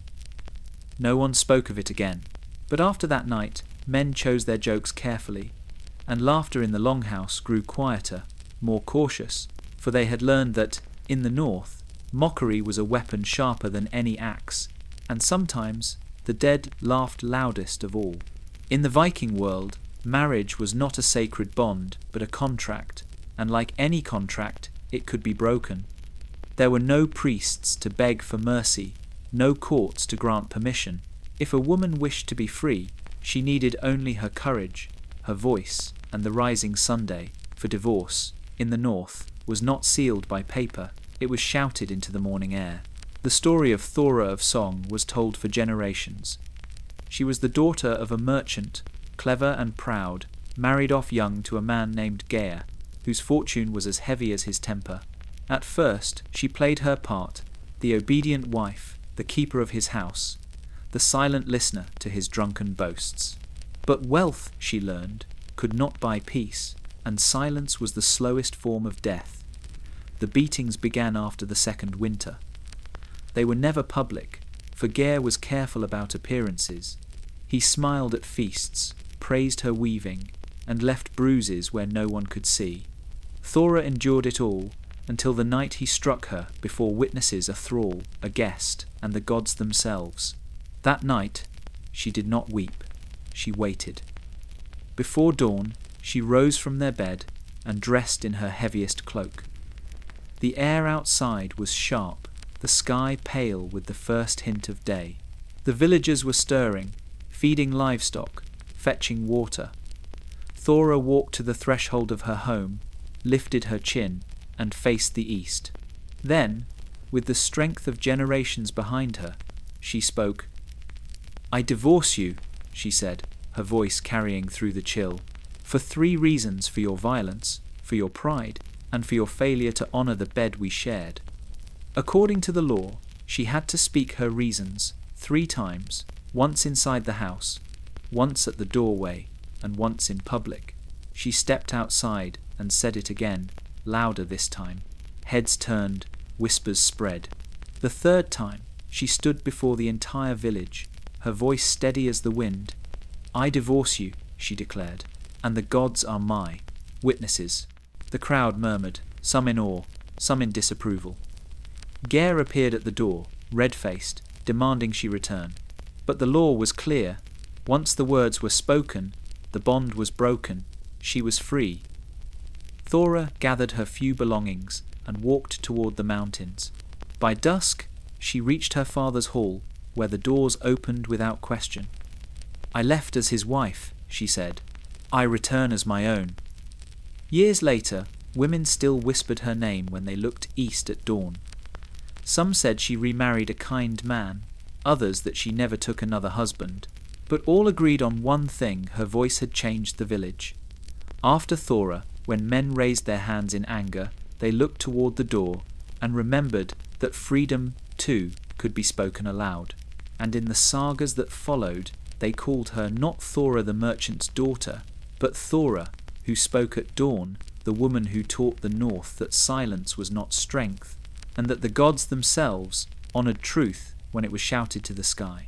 In the north, death was not an ending but a passage, a journey across the cold threshold of life to the halls beyond. Yet when a mother died in childbirth, her journey was uncertain. She had given life even as hers was taken, and the old laws said such deaths belonged to neither the living nor the dead. Her spirit lingered, tethered by the cries of the newborn she could not hold. The winter Freydis died was the coldest anyone could remember. The fjord froze solid, the air sharp enough to draw blood from the lungs. Inside the longhouse, her labour had lasted 3 days. The midwife's hands were raw from washing. The floor, blackened with ash from the fire, kept burning against the chill. When the child finally came a daughter, small and silent, Freydis smiled once, faintly, and then was gone. The midwife wrapped the mother's body in linen and covered her face with wool. Her husband, Arn, sat beside her for hours, unmoving. To the others, he looked like a man carved from ice, his grief too heavy to thaw. When at last he rose, he did not weep. He reached for his knife. It was custom that a woman who died in childbirth be buried apart, for her body was considered sacred and dangerous. The soul of a mother, torn from her child too soon, was restless. To keep her spirit from returning, an iron knife was laid upon her chest before burial, a symbol of protection and finality. Arn placed his own blade there, the one he had carried on every raid, its edge dulled from years of use. The villagers gathered by the frozen river. The grave had been dug shallow, for the ground was too hard to cut deeper. As the sun fell behind the hills, the priest recited half-forgotten words, part Christian, part pagan, to please both gods and ancestors. The baby was passed from arm to arm, its tiny breath the only sound against the wind. When the final earth was thrown, Arn knelt and whispered, "Sleep until we meet in the next life, where no man carries a blade." The night, the longhouse was silent. The fire burned low, the cradle beside it swaying as if moved by unseen hands. The women crossed themselves, muttering that Freydis had come back to see her child. The midwife placed salt around the hearth to ward off spirits, but the next morning she found the knife missing from the grave. Years later, when the daughter came of age, she wore a small iron blade at her belt, a keepsake said to have been found beside her cradle. Some said it was the same knife her father had buried with her mother. Others said it had been forged anew from the iron that could not rest. And when she too became a mother, she told her children that love never dies quietly. In the north, even in death, a mother keeps her watch guarding her kin from the shadows, her soul bound as tightly to them as the steel laid across her heart. Among the Norse, a man's honour could be measured by his words, but it was proven by his willingness to die for them. An insult was never left unanswered, especially when it involved a woman. The tongue could wound, but only blood could heal. Thus, the dual holmgang was not just tradition, but religion, a sacred dance between pride and death. It began with a verse. A young skald named Eirik had written a love poem on birch bark, each line a quiet confession to Ingrid, the betrothed of a wealthy landowner. The poem spoke of her hair, woven from sun, her eyes, where storms go to rest. It was beautiful and dangerous. When the bark found its way into her fiancé's hands, the insult was clear.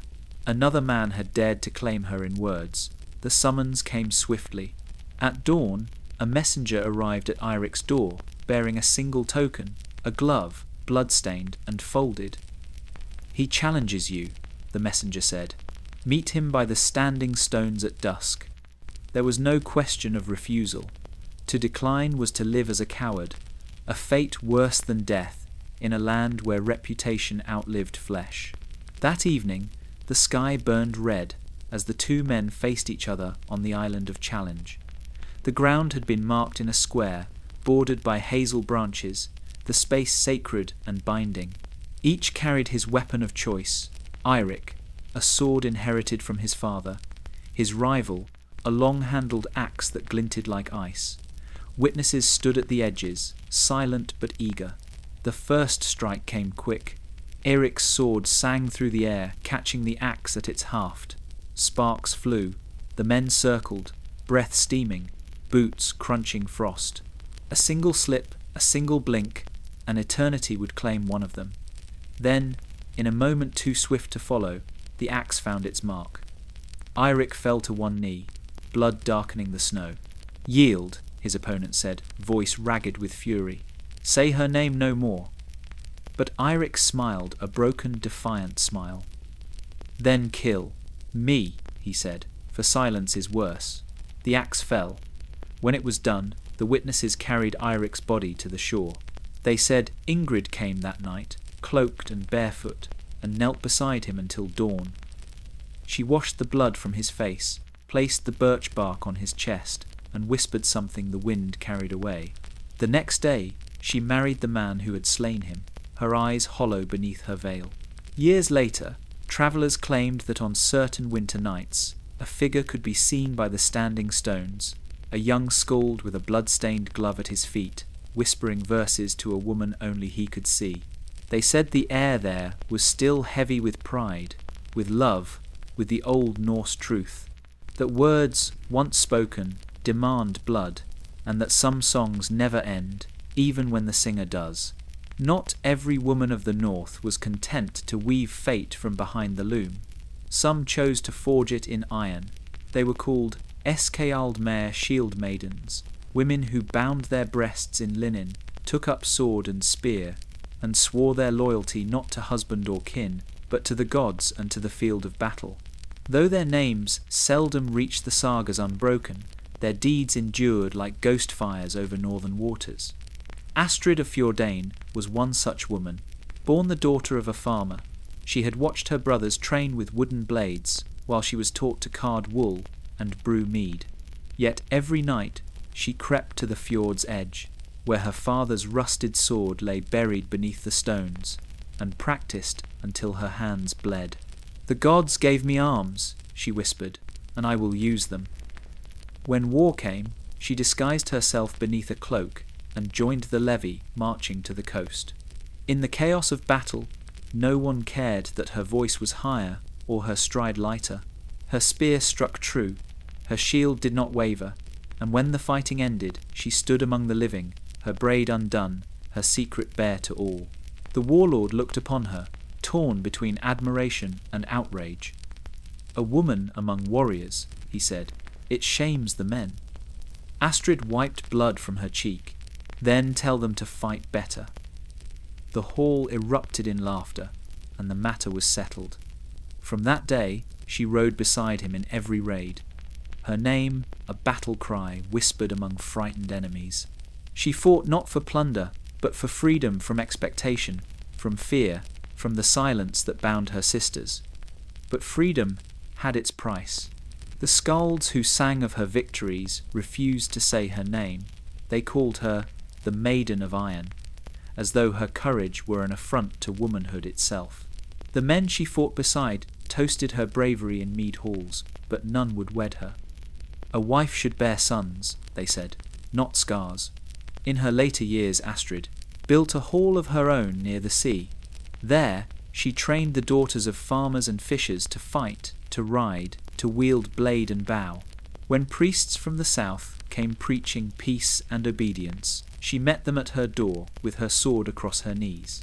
"Your God may forgive submission," she said, "but the gods of the north do not."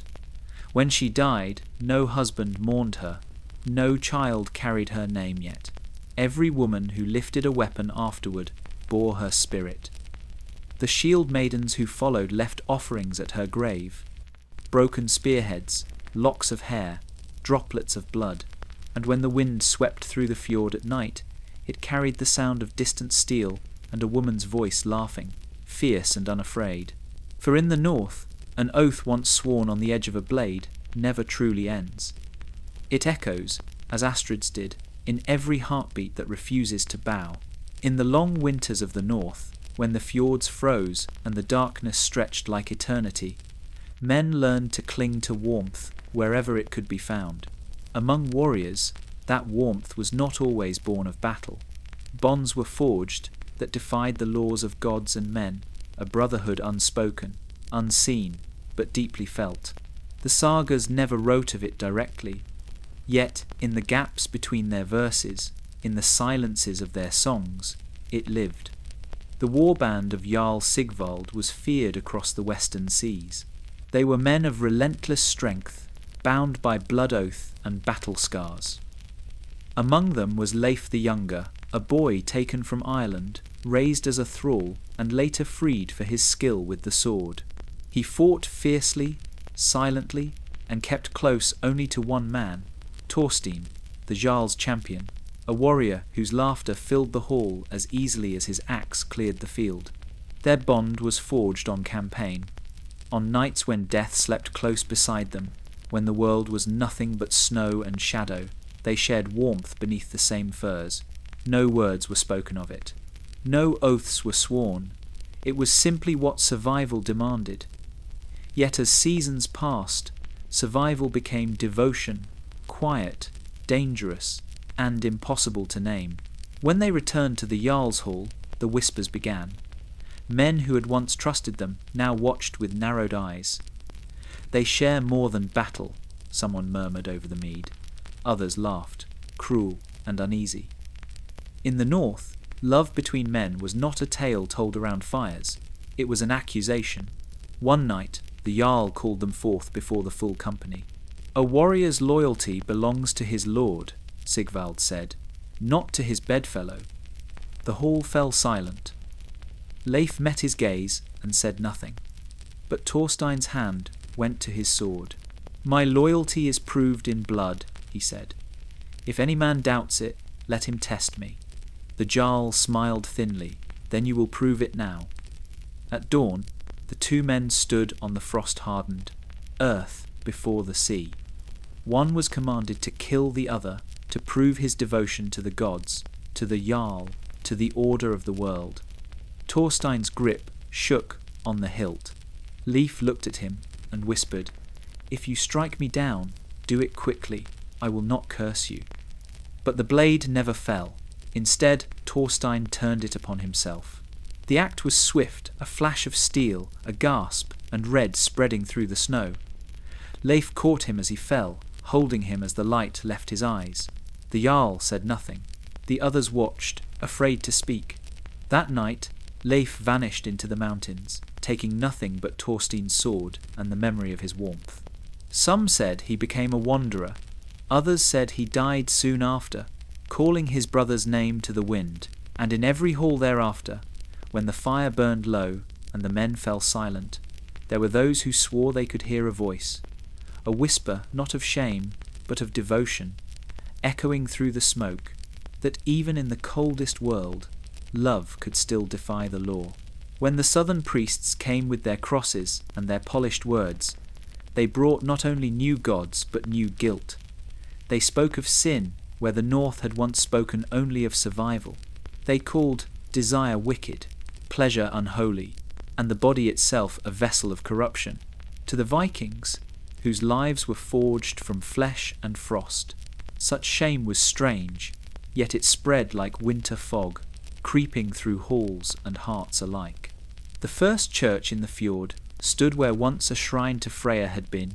Its beams were carved from the same pine trees that had once burned for fertility rites.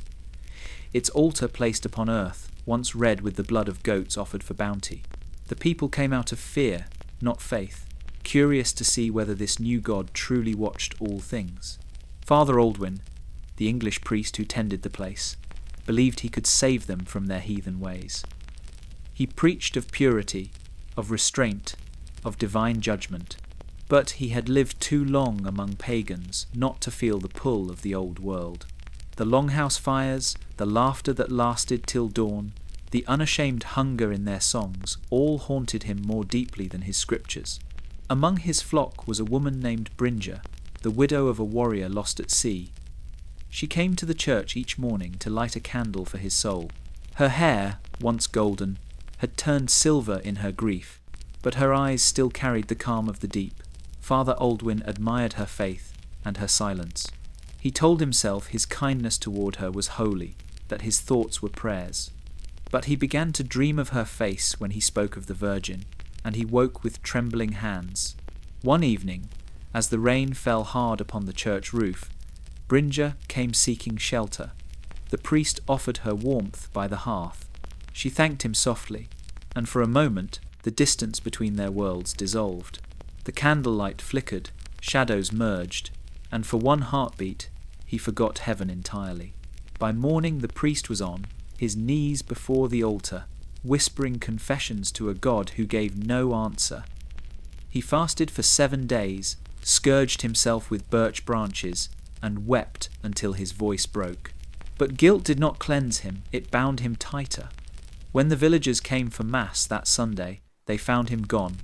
Only his robe remained, folded neatly beside the door. Some said he fled south, others that he drowned himself in the fjord where Brinja's husband had perished. The church stood empty for a season before the people returned to the old gods. They said the Christian God was too fragile, a God who punished desire, but could not endure it. Yet even as the old songs rose again, the shadow of shame lingered, soft as smoke. For the North had learned something new from the priests, not how to sin, but how to feel guilty for being alive.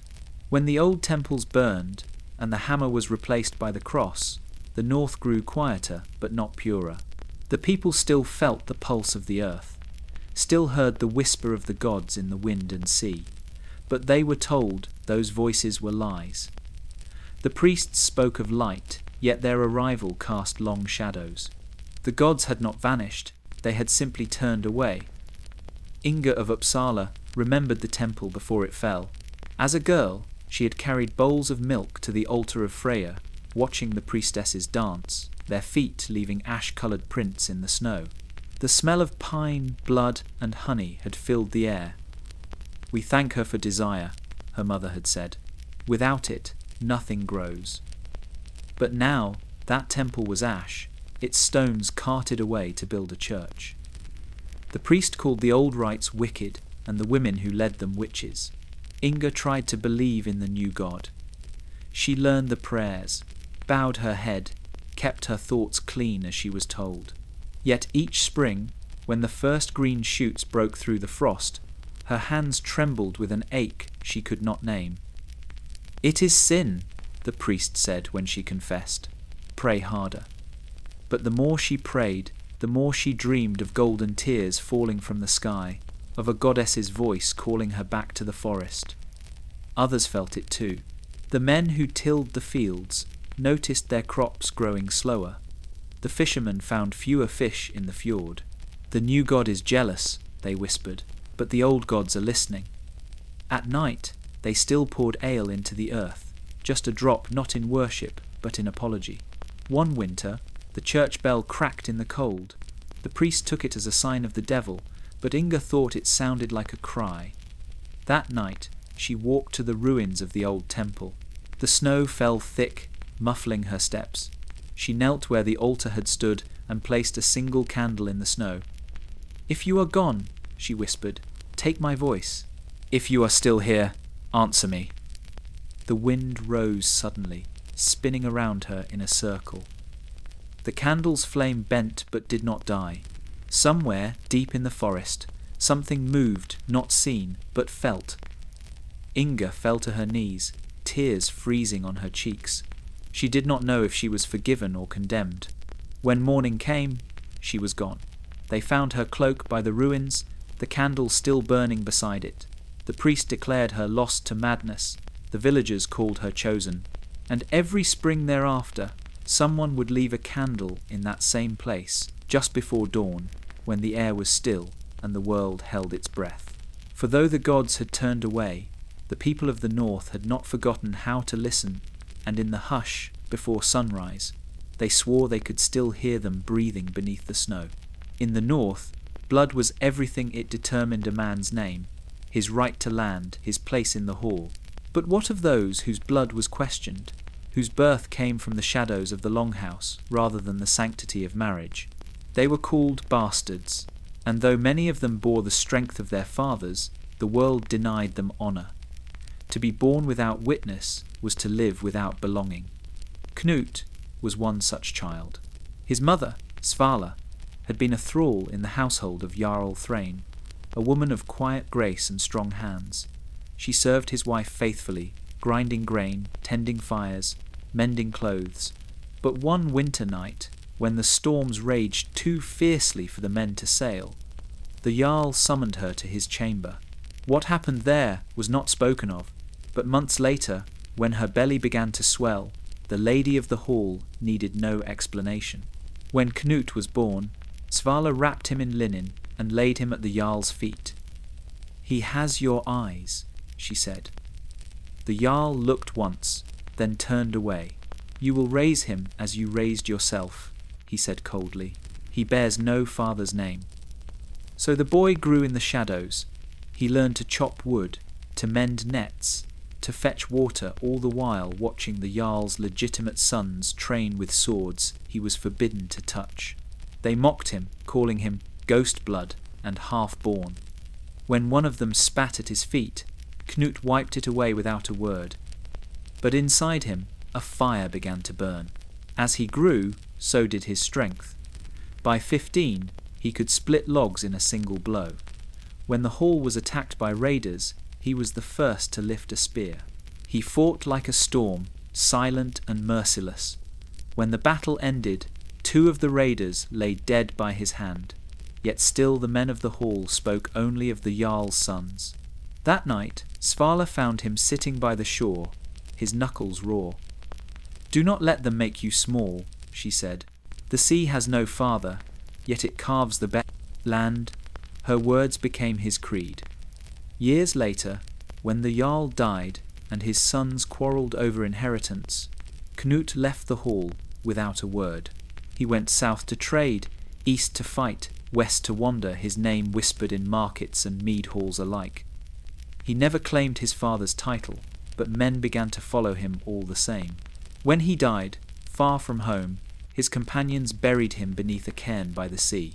They carved no lineage, only a single line in runes, born of none but made of all. And in time, the sagas forgot his bastardy and remembered only his deeds.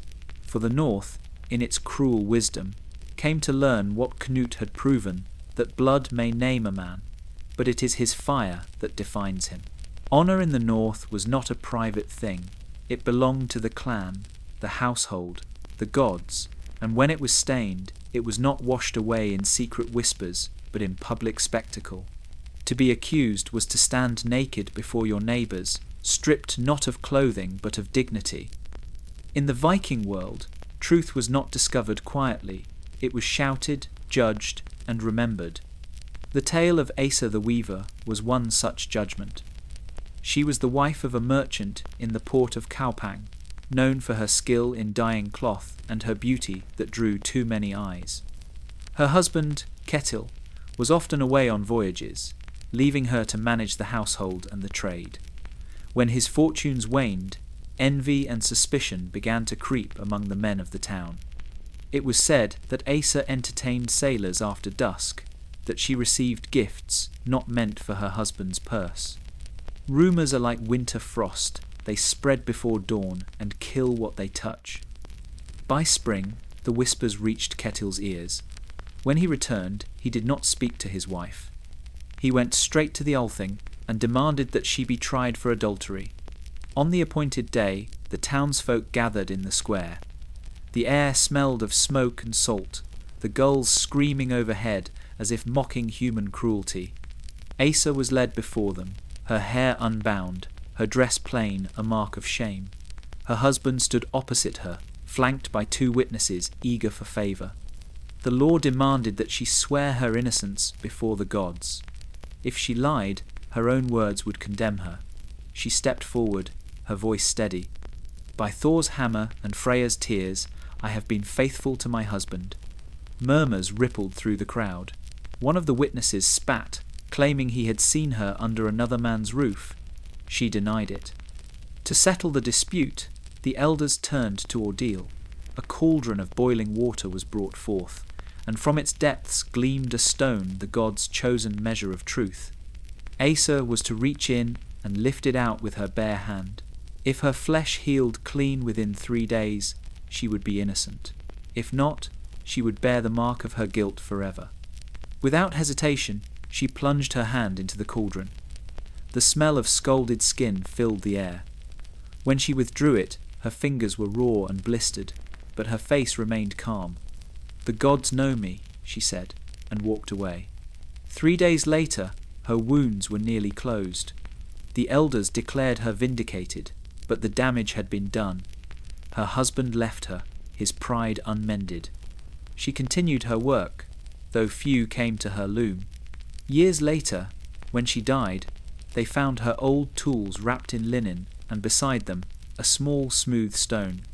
Some said it was the one she had pulled from the cauldron, a token of the day she proved herself before gods and men. Others said it was a reminder that truth, in the North, was never enough to erase shame. In the North, a woman's power was rarely drawn from the sword or the law. It came from what the sagas called livskraft, the force of life itself. A man could win land with steel, but a woman could secure it with her womb. Bloodlines were currency, and motherhood was both burden and weapon. the wise learned how to wield it. Sigrun of Rogaland understood this better than most. She was the second wife of a wealthy farmer, a man whose grey beard was older than her father's. His first wife, Ingrid, had given him daughters, but no sons, and in the north, a man without sons was a dying branch. Sigrun entered his household like spring after famine, her youth and beauty a promise of heirs. Within months, she conceived. The old man grew proud again, striding through the village with the vigour of one reborn. But Sigrun knew that bearing a son was not enough. Survival required strategy, so when the child was born, she made sure the midwives shouted loudly enough for the neighbours to hear. "A boy! The gods have favoured her!" Word spread before the blood on her hands had dried. The first wife, Ingrid, came to see the child. Her face was composed, but her eyes were cold. "You have done what I could not," she said. "Now the house is yours." But Sigrun smiled gently. "The house is his," she said, "and I belong to him as long as he breathes." Both women knew what those words meant and what would follow when he did not. When the old man died 2 winters later, his kin gathered to divide the inheritance. By law, the estate should have gone to his legitimate heir, but both wives claimed that title. Ingrid insisted her years made her rightful mistress of the household. Sigrun presented her son as the living seal of fate. The men argued for days, until Sigrun stepped forward with the infant in her arms. "If this child is denied his birthright," she said, "then no man here will have sons either. The gods gave me power to bring forth life and to curse it." The hall fell silent. None dared test whether her threat was empty. In the end, the property was divided, but it was Sigrun who kept the hall, the livestock, and the hearth. She raised her son to manhood, teaching him that lineage was not about truth but control. Years later, when that boy became a chieftain, he built his mother a separate hall beside his own, an honour few women ever received. Sigrun lived to old age, her hair white, her eyes still sharp as frost. When she died, they found a small pouch tied around her neck. Inside, it lay a strip of linen, the bloodied cloth from her son's birth. The midwives whispered that she had kept it not as memory, but as power, a reminder that in a land ruled by men, a woman's greatest weapon had always been the proof that her body could make gods tremble and legacies endure. Feasting was the soul of the North, a ritual as sacred as sacrifice, a place where alliances were forged, reputations tested, and laughter became both shield and blade. Around the fire, beneath rafters thick with smoke and song, the Vikings revealed who they truly were. Mead loosened their tongues, truth turned to jest, and jest often to insult. But behind every roar of laughter, there was judgment, a reckoning dressed in mirth. The feast at Jarl Orm's hall was one such night. The longhouse burned bright with torchlight, the benches crowded with warriors fresh from the Baltic campaign. Meat crackled over open flames, horns overflowed with ale, and the air rang with the clash of cups and the pounding of fists on tables.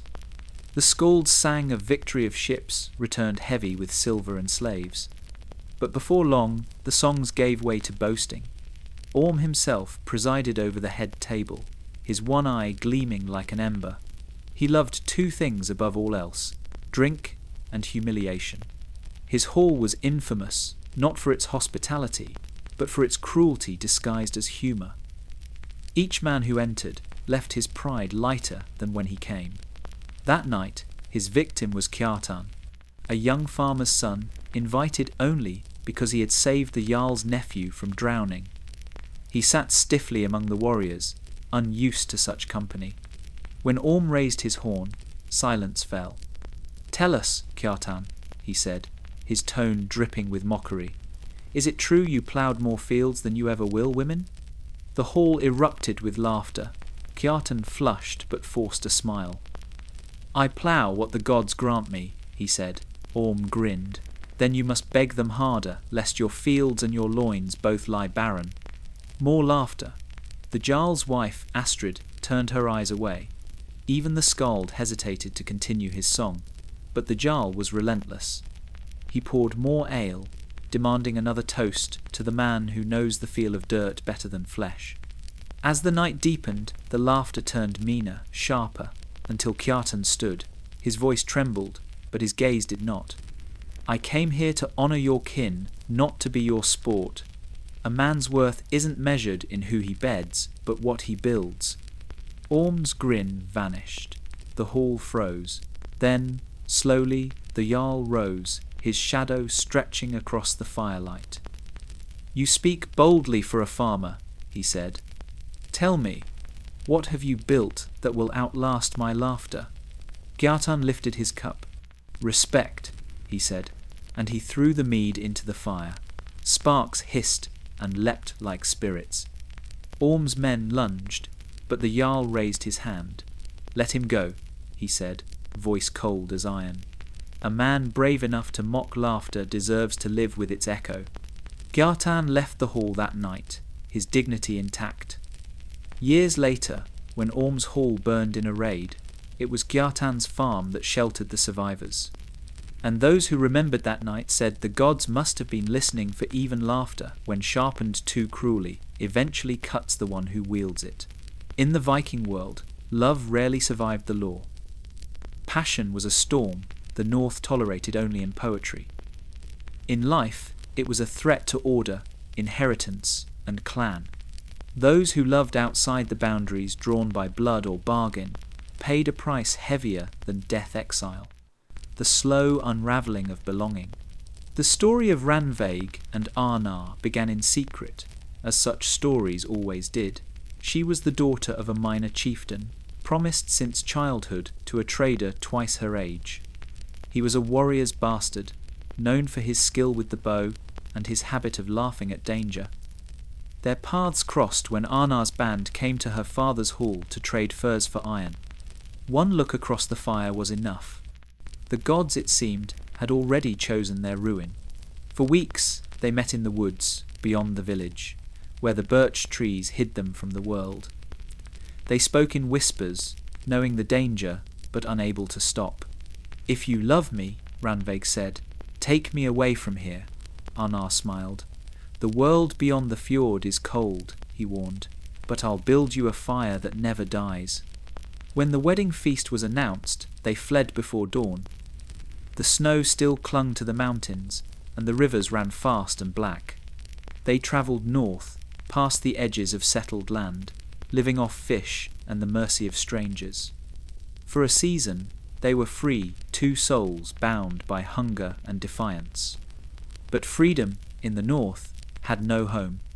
When word of their escape reached her father, he swore blood vengeance. Randveig was declared útlaga, outlawed, stripped of name and protection. Anyone who sheltered her would share her fate.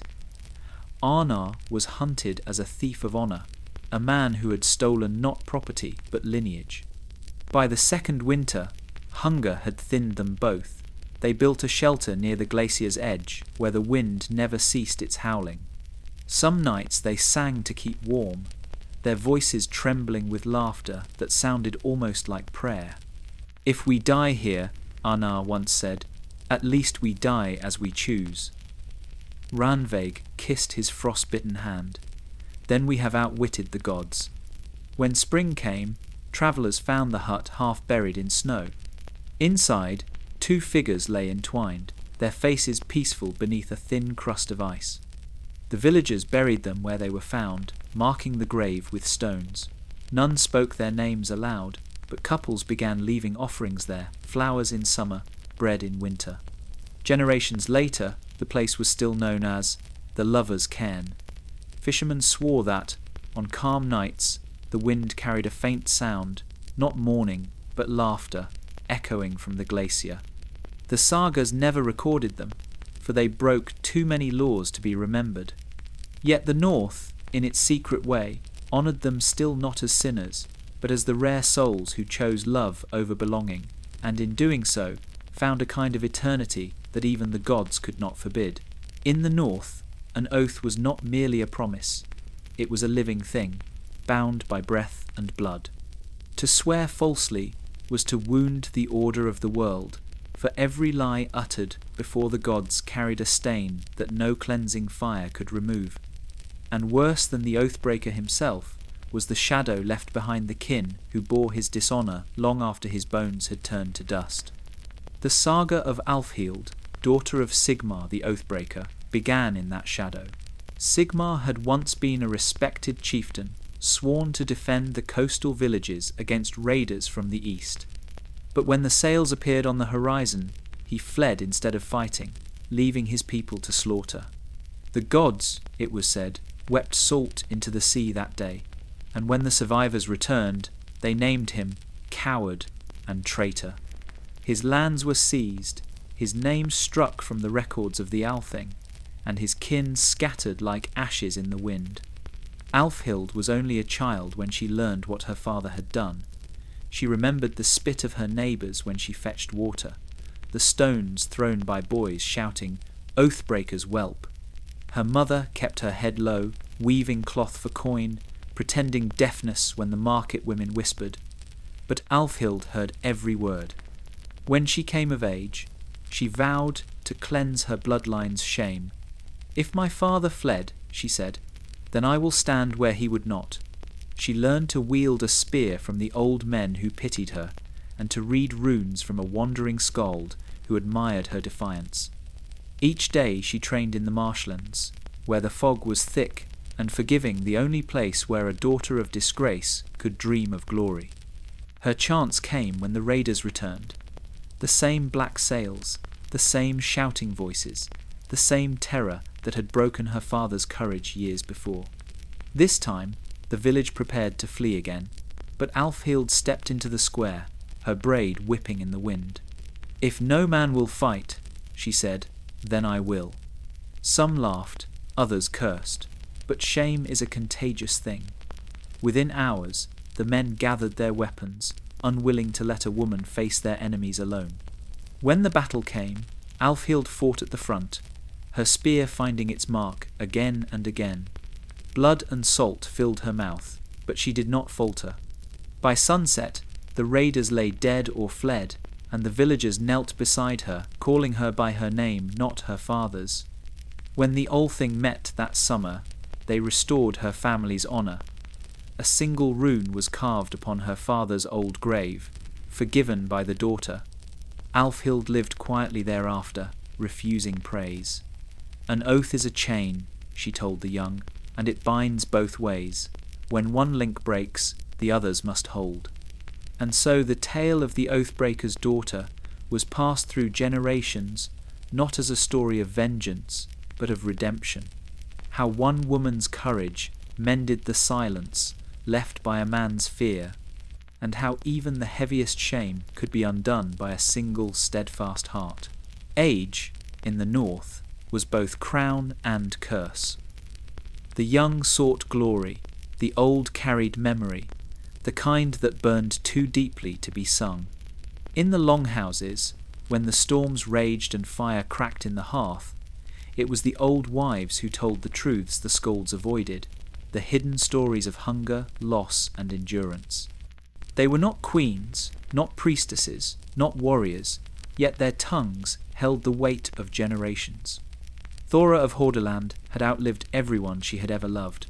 Her husbands, 3 in total, lay buried side by side on the hill overlooking her farm. Her sons had gone to sea and never returned. Her daughters married far away. Only she remained, a thin figure wrapped in wool, her hands trembling, but her gaze sharp as the edge of an axe. The villagers came to her for advice, for charms, for comfort. "Thora knows," they said. "She has seen the turning of every season." But knowledge, like winter, demands its toll. At night, she sat by the fire and whispered to herself, speaking to ghosts who no longer answered. "You think the gods are cruel," she told the children who visited her hearth, "but it's we who taught them how." Then she would laugh softly, as if the thought amused her more than it hurt.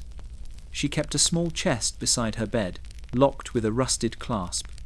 Inside lay the tokens of her life: A strip of her wedding veil, a lock of her firstborn's hair, a knife her second husband had forged, and a single dried flower pressed between scraps of parchment. Its colour long faded. For the one who never came home, she would murmur, though she never said which one she meant. The neighbours feared her a little. Some said she could see death coming, others that she spoke to the Norns in her sleep. Once, when a child fell ill, Thora brewed a draught that saved him, and the mother swore she saw strange lights flicker in Thora's window that night blue as the northern sky. As the years wore on, she grew quieter, though her mind stayed sharp. When the new priest came from the south, preaching salvation and the cleansing of heathen souls, Thora listened, then smiled. "Your God is young," she said. "Ours have been here since before fire had a name." One spring, when the snow melted early, the villagers found her house empty. The hearth still glowed faintly, her chair facing the door as if she had just stepped outside. They searched for her for days, but she was never found. On the hill where her husband's lay, they discovered a trail of footprints leading toward the sea, the prints of bare feet, steady and straight. Some said she had gone to meet the gods who had forgotten her. Others believed she had simply grown tired of remembering. But the women of the village lit candles every year in her honour, whispering the words Thora once spoke. Desire fades, but shame never dies unless someone dares to outlive it. In the north, poets were both honoured and feared. Their verses could immortalise kings or destroy reputations. The sagas called them skalds, but in truth they were truth-tellers, and truth, in the wrong tongue, was more dangerous than any blade.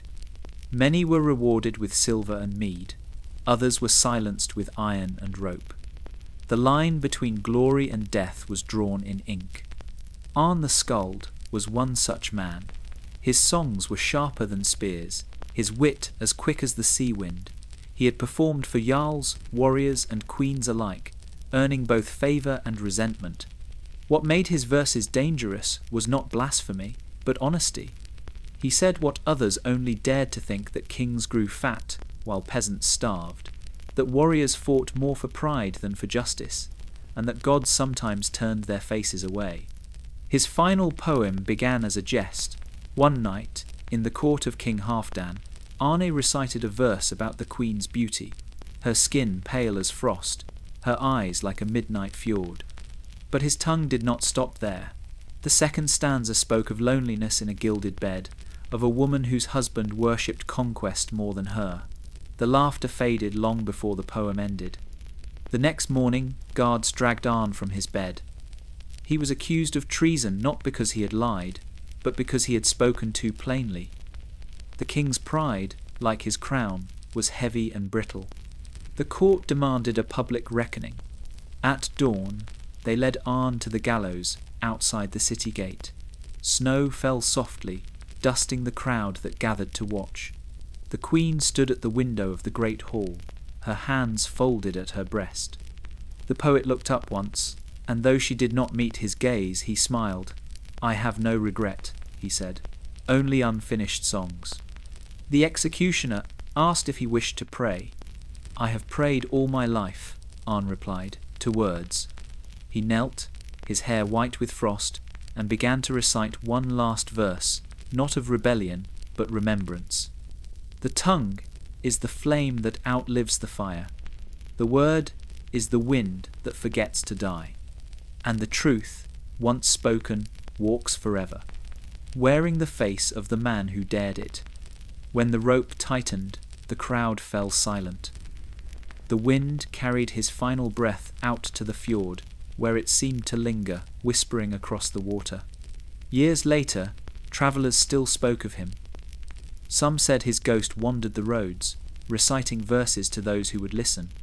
Others claimed that, on quiet nights, the waves themselves repeated his last poem, not as defiance, but as warning. For in the north, the tongue was both gift and curse, and even kings feared the man whose words could outlive their rule. It was said that when the cross came north and the hammers were buried, the gods grew silent, but some hearts still beat to the old songs. In the valleys, far from the new churches, where the priest's Latin could not drown out the whisper of wind in pine, the people clung to the rites that had bound their ancestors for 1,000 years. And so, under the dim light of a dying age, one final wedding was held in the name of the old gods. The bride's name was Runa, daughter of a farmer's line older than the church itself. Her groom, Eric, was a blacksmith broad-shouldered, soot-streaked, with hands that shaped iron like clay. The priest had offered to marry them properly, with vows before the altar, but Runa's father refused. "No man who fears thunder will bless my bloodline," he said. "We wed as our kin did under the eyes of gods who still remember us." The ceremony began at twilight. The guests gathered on the hill above the fjord, where the grass grew high and the scent of salt mingled with pine. A ring of torches circled the altar, and in its centre stood a carved wooden statue of Freyja, worn smooth by generations of touch. Runa's hair was crowned with birch leaves. Eric's tunic bore the runes for fertility and courage. When the priestesses, the last of their kind, began their chant, the air trembled. They called upon the gods of love and war, of harvest and hearth, to witness the union. The couple clasped hands over a boar's head, their fingers stained with the beast's blood. "As this blood binds the soil," the priestess said, "so you are bound to each other in life, in death, and in the fields beyond the grave." The people feasted through the night.